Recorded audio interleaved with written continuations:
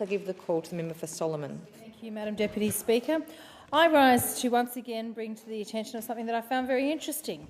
In today's Northern Territory news, senior journalist Nigel Adlam uncovered new interruptions that threaten to create further delays to the delivery of the national broadband network in Darwin and Palmerston.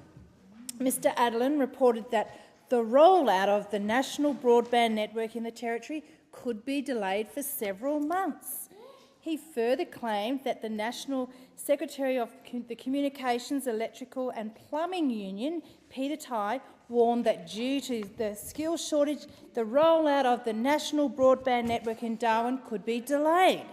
Mr Tighe said he expected, due to the inability of the NBN contractors to compete with mining companies for skilled workers, households across Darwin and Palmerston would not be connected to the NBN until at least February 2014.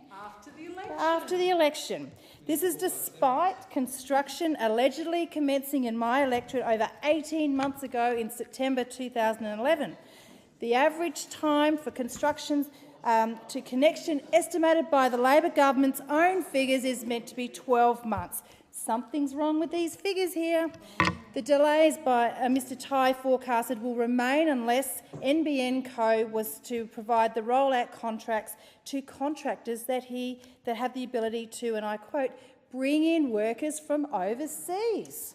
I mean, what Mr Adlam has exposed today is only further chaos and instability plaguing the Gillard Labor government and the broader Labor movement.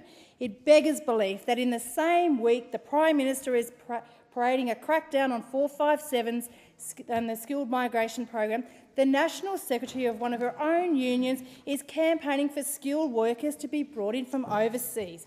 Go figure.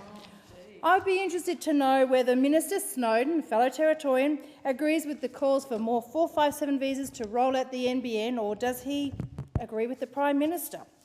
The Gillard Labor government is in chaos. They can't even agree with their own unions and their skilled migration policy. So the people of Darwin and Palmerston tell me that the instability and the uncertainty wreaking havoc through the Gillard Labor government is resonating throughout the Solomon community. For the people of my electorate, September 14 cannot come soon enough. It's not fair that the mums and dads feel so insecure about the children's future because of the Gillard Labor government's inability to govern. So on September 14, the people of my electorate have a clear choice. A vote for Labor will ensure that the Gillard Labor government would be returned, ensuring more waste, more debt and more deficit.